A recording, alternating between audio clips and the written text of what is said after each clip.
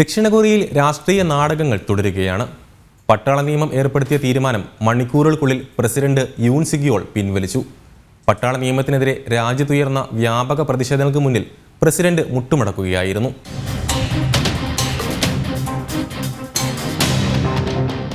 December 3 രാത്രിയാണ് ദക്ഷിണ കൊറിയയിൽ അടിയന്തര പട്ടാള നിയമം പ്രഖ്യാപിക്കുന്നത്.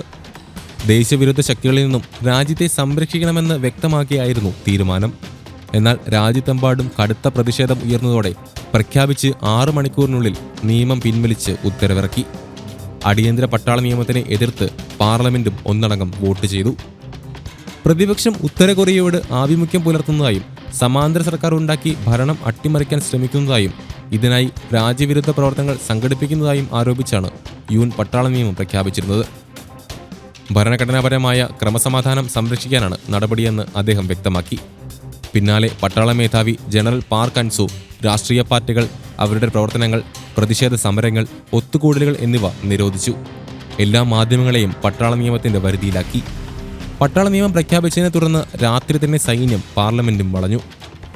അസംബ്ലിയുടെ നിയന്ത്രണം പിടിക്കാൻ സൈന്യം ശ്രമിച്ചെങ്കിലും പ്രതിഷേധത്തെ തുടർന്ന് പിന്മാറുകയായിരുന്നു. പട്ടാള നിയമം ഏർപ്പെടുത്തിയതിന് പിന്നാലെ ദക്ഷിണ കൊറിയയിലെ ദേശീയ നിയമസഭ സുരക്ഷാസേന അടച്ചുപൂട്ടി. നിയമസഭാ സാമാജികരെ തടഞ്ഞുകൊണ്ട് സൈനികർ കെട്ടിടത്തിനുള്ളിൽ കടക്കുകയും ചെയ്തു. എന്നാൽ 190 സാമാജികർ അടത്തുകടക്കുകയും പ്രസിഡന്റിന്റെ പ്രഖ്യാപനത്തെ എതിർത്ത് വോട്ട് ചെയ്യുകയും പട്ടാള നിയമം പിൻവലിക്കണമെന്ന് ആവശ്യപ്പെടുകയും ചെയ്തു. ഇതിനിടെ പാർലമെന്റിന് പുറത്തും ശക്തമായ പ്രതിഷേധമുയർന്നു. യൂൻ സുഗ്യോളിന്റെ തീരുമാനത്തിനെതിരെ വിദ്യാർത്ഥികളടക്കം പ്രതിഷേധവുമായി തെരുവിലിറങ്ങി.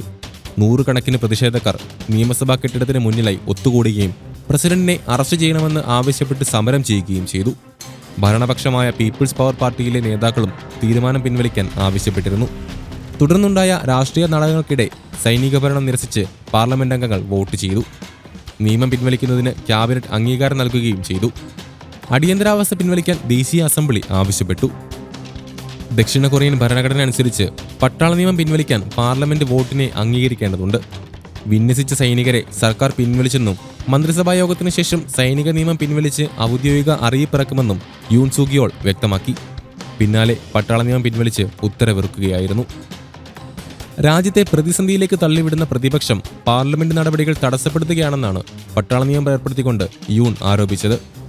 യൂണിന്റെ പീപ്പിൾ പവർ പാർട്ടിയും പ്രതിപക്ഷവുമായ ഡെമോക്രാറ്റിക് പാർട്ടിയും തമ്മിൽ അടുത്ത വർഷത്തെ ബജറ്റിനെ ചൊല്ലി തർക്കം ഉടലെടുത്തിരുന്നു. ഇതിന് പിന്നാലെയായിരുന്നു സൈനിക നിയമ പ്രഖ്യാപനം.